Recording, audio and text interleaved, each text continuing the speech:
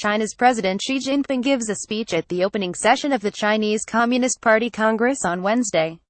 Wang Zhao FBGT images what a difference 5 years can make.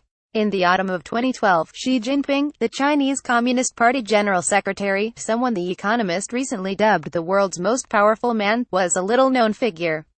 As the 18th Party Congress neared, he had spent 5 years as Chinese President Hu Jintao's heir apparent, but he was not associated with any specific policy, phrase or ideological position. Little was known about his personal life, except that he was married to a famous singer, or his personal history, except that he was the son of a one-time comrade in arms to Mao Zedong and Deng Xiaoping. When specialists speculated about him, they often considered two possibilities: would he turn out to be, like Hu during the preceding half-decade, a colorless, rule-by-committee sort who maintained the status quo, gradually tightened control over civil society and made only cautious economic moves, or would he follow in Deng's footsteps and reboot China's economic reforms, and perhaps even, in the mode of his liberal-minded father, push for some political reforms as well? That was 5 long years ago. And the reality of how Xi is ruling China has confounded those early predictions. Now, Xi's face and words are everywhere. China's bookstores are filled with volumes by and about him. He is closely linked to ubiquitous slogans, such as the China Dream, and sprawling infrastructure and investment programs, such as the Belt and Road Initiative. Hagiographic details about his youth and early career, such as the character-building hardships that he reportedly endured as a young man sent to do rural labor during the Cultural Revolution, circulate widely in China.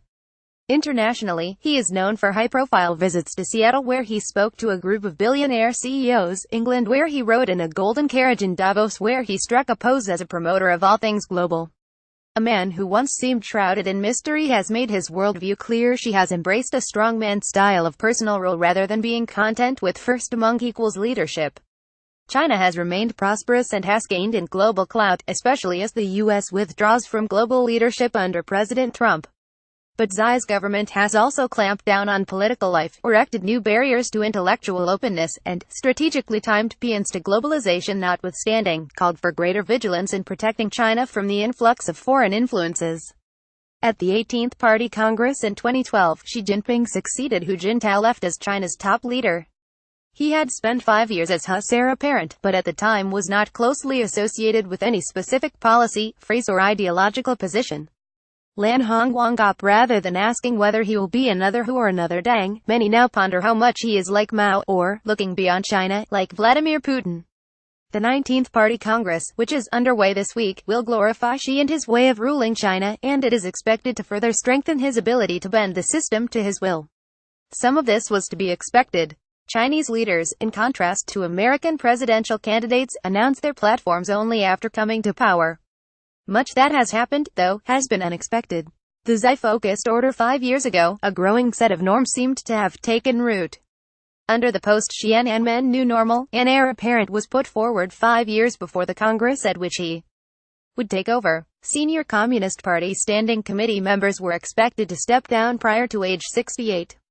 The General Secretary made clear his intention to step down after 2 full 5-year terms, and the current leader's contribution to Communist Party ideology was positioned clearly below those of Mao and Deng. Now a Xi-focused order is taking shape in which any of those norms could be jettisoned, just as the post-Tiananmen taboo against anything that suggests a leadership cult has already been cast aside. Chinese President Xi Jinping enters the opening ceremony of the 19th Party Congress ahead of his predecessors Jiang Zemin Center and Hu Jintao left on Wednesday.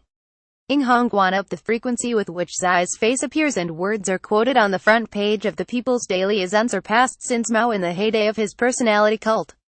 And while none of Xi's writings has attained nearly the revered status of Mao's Little Red Book, there is a stark contrast between their proliferation during his first term, not just in China itself but in volumes created for export, such as one in English called The Chinese Dream and The Great Rejuvenation of the Chinese Nation, and the fact that collections of the speeches of Xi's 2 immediate predecessors, Hu and Jiang Zemin, did not come out until after they had finished their second terms.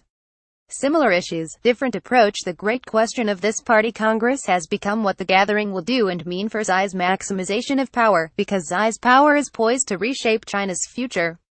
Xi may be remaking Chinese politics in his image, but the biggest issues on his plate are remarkably continuous with what his predecessors grappled with during earlier party congresses.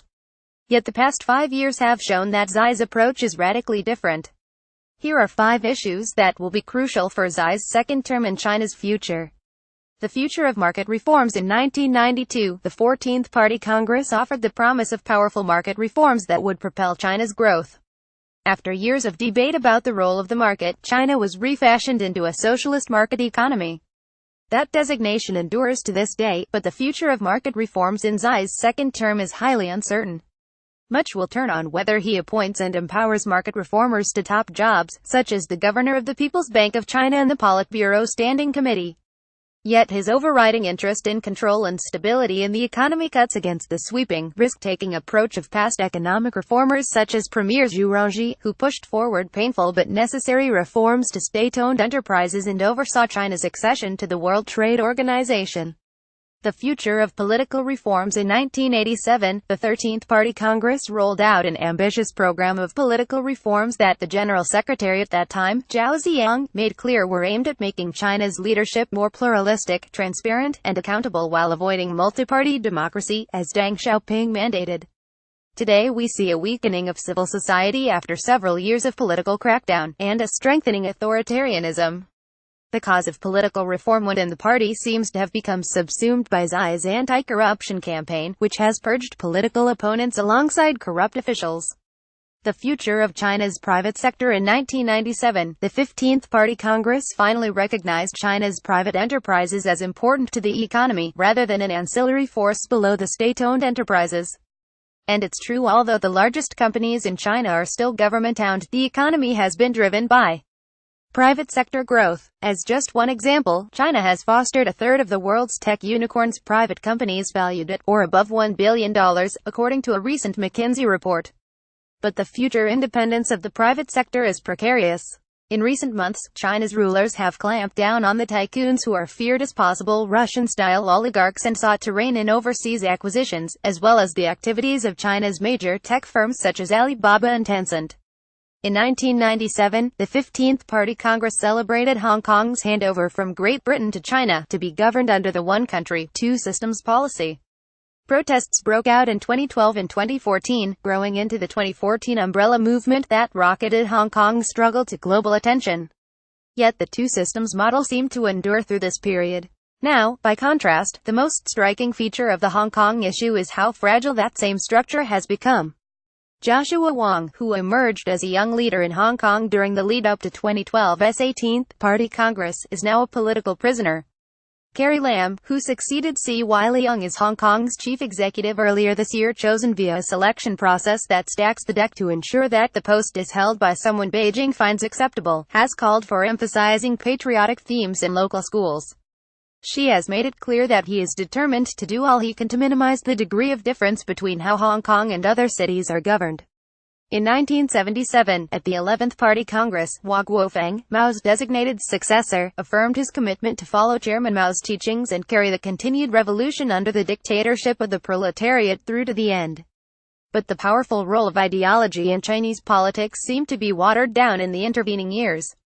Now ideology is resurgent. She has repeatedly called for cadres to read Marx and has placed great emphasis on ideological matters. Even China's top securities regulator has promised to do his job in line with Marxist ideology. The whole party should remember, what we are building is socialism with Chinese characteristics, not some otherism, she stated emphatically last year. Now the question is whether Xi's ideas will take on the guiding status previously reserved for the ideologies of Mao and Deng. The road ahead, this quick march through recent history, with an eye toward both continuities and ruptures, underscores that the changes of the past 5 years are neither completely unprecedented nor easy to fit into a single pattern. We have likely only seen the beginning of the making of the new normal of the Xi era. 5 years ago, she sat listening as Hu Jintao presided over the 2012 Congress. This year, the stage will be his from beginning to end. The streets of Beijing are already covered with paeans to his importance as the core of China's political system and the leader of its great rejuvenation. Xi's Party Congress, and it is truly his, will promise this great rejuvenation and more. Yet with so much power in his hands, history's judgment will be withering if he fails. These are lofty promises to make good on. And the less power is shared, the fewer people there are to share in the blame when something goes wrong. Julian Gewertz is a fellow at Harvard's Esch Center for Democratic Governance and Innovation and the author of Unlikely Partners: Chinese Reformers, Western Economists, and the Making of Global China. Jeffrey Wasserstrom is Chancellor's Professor of History at the University of California, Irvine, and author of books including 8 Juxtapositions: China Through Imperfect Analogies from Mark Twain to Manchukuo. Follow them at Julian Gewertz and at Wassers.